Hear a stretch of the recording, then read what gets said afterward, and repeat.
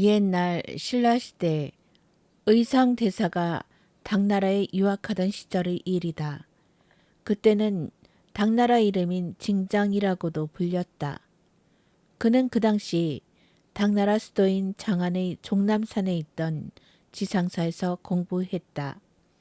그는 뛰어난 학식과 인품으로 사람들이 존경과 사랑을 받았으며 특히 지엄화상의 제자가 되어 화엄사상을 깊이 연구했다.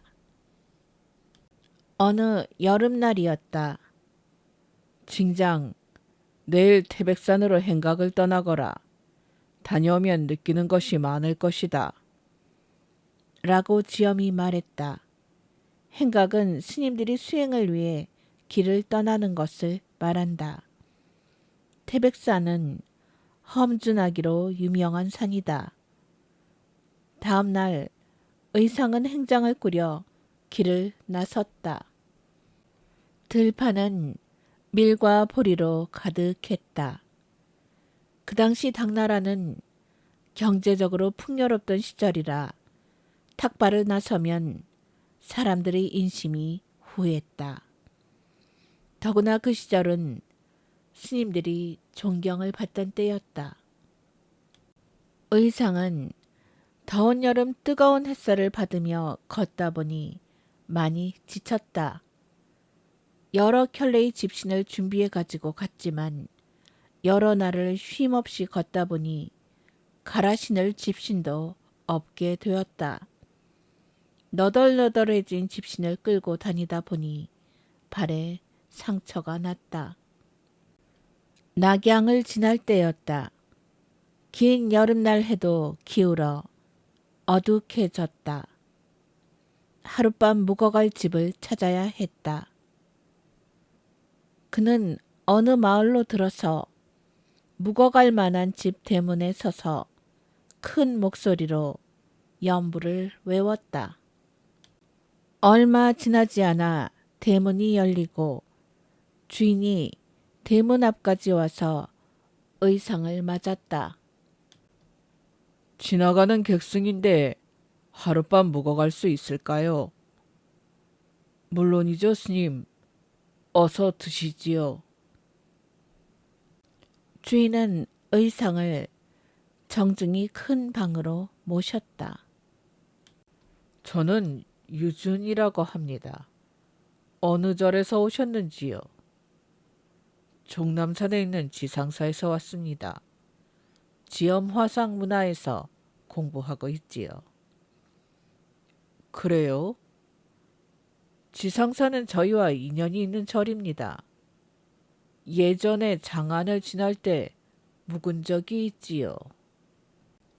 유준과 의상이 서로 대화를 나누는 사이 젊은 여자가 밥상을 들고 들어오는 여종을 따라 들어왔다. 제 딸 선묘입니다. 유준의 말에 의상은 선묘낭자를 바라보았다.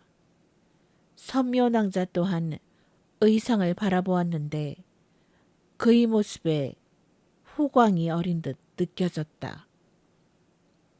기품 있어 보이는 외모에 더해 신비로운 분위기가 느껴졌다. 스님, 조남이 궁금합니다.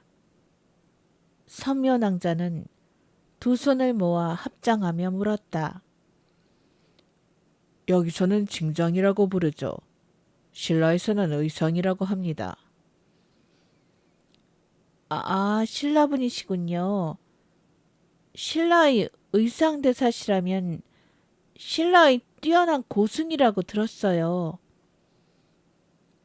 선묘낭자는 반가워했다.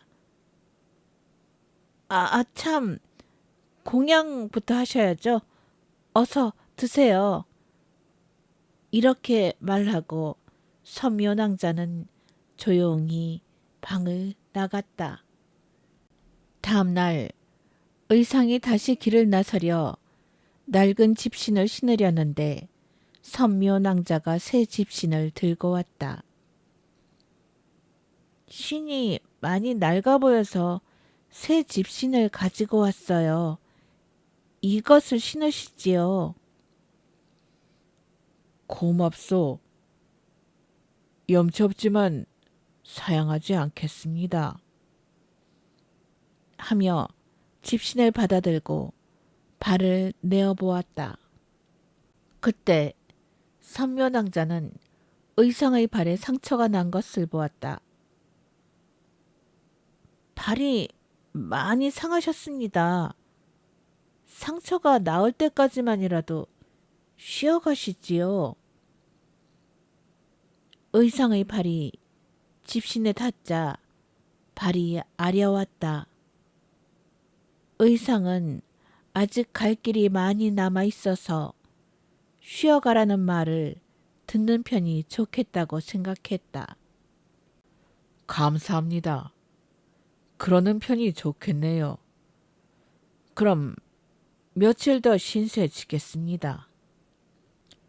선묘낭자는 약초를 손수 뜯어와 의상의 발에 난 상처를 치료했다.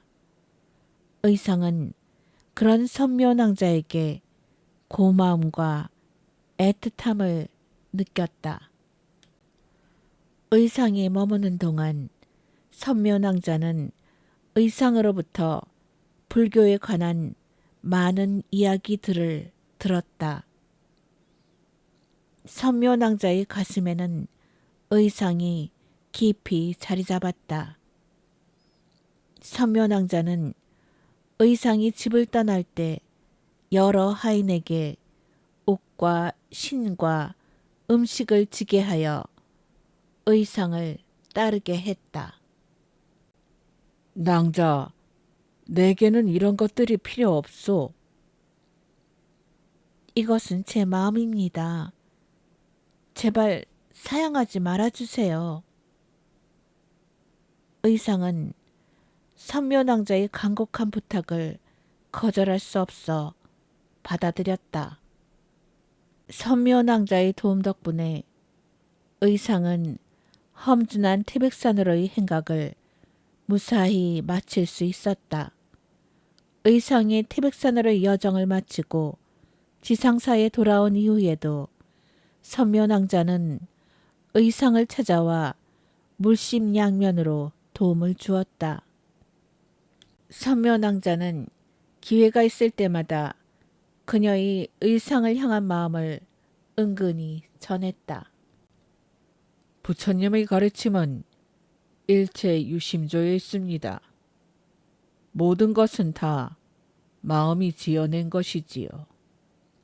아미타불을 열심히 염송하면 반드시 극락왕생할 수 있습니다.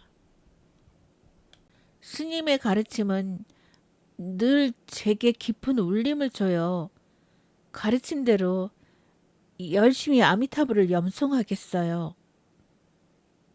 선묘낭자는 의상을 연모하지만 그 말을 그대로 내뱉지는 못했다. 의상은 그녀의 간절한 눈빛을 외면할 수 없어 괴로웠지만 불가에 속한 몸이기에 함께할 수 없음을 차마 전했다. 어느덧 지엄화상으로부터 모든 불법을 전수받고 신라로 돌아가게 되었다. 스님, 저도 스님을 따라 신라로 가겠어요. 스님이 계시는 곳이라면 어디든 가겠어요. 저는 부처님께 모든 것을 바친 사람입니다. 낭자의 마음을 알기에 더욱 낭자와 함께 신라로 갈 수는 없습니다. 저는 오직 불법만을 받들고 살아갈 몸입니다. 부디 이곳에 남아 행복한 삶을 사세요. 의상은 선묘낭자의 마음을 외면했지만 가슴속에는 뜨거운 눈물이 맺혔다. 선묘낭자는 애원하듯 말했다. 아니요. 스님이 없는 저의 행복은 없습니다. 저는 반드시 스님을 따라갈 것입니다. 그러나 의상은 그런 선묘낭자를 남긴 채 배를 타고 떠났다. 선묘낭자는 떠나는 배를 부여잡고 하염없이 눈물을 흘렸다. 가슴은 찢어지는 듯이 아팠다. 그러나 절망을 이기고 의상이 가르쳐준 부처님에게 간절히 빌었다. 그리고 온 마음을 다해 아미타불을 염송했다. 그러자 선묘낭자는 용으로 변신했다. 그리고 바다를 건너 신라로 갔다. 한편 의상은 그동안 닦은 화엄사상을 전파하려 사찰을 지을 곳을 찾기 위해 여러 곳을 돌아다녔다. 선묘낭자는 이런 의상을 보호하며 수행을 도왔다. 마침내 의상은 절터를 찾았는데 현재의 부석사터가 그곳이다. 이곳이 불교를 전파할 성지라는 깨달음을 얻었다. 하지만 그곳의 토착 세력의 저항에 부딪혔다. 그러자 선묘낭자는 용트림하여 바람을 일으키고 자신의 모든 힘을 끌어올려 토착 세력을 쓸어버렸다.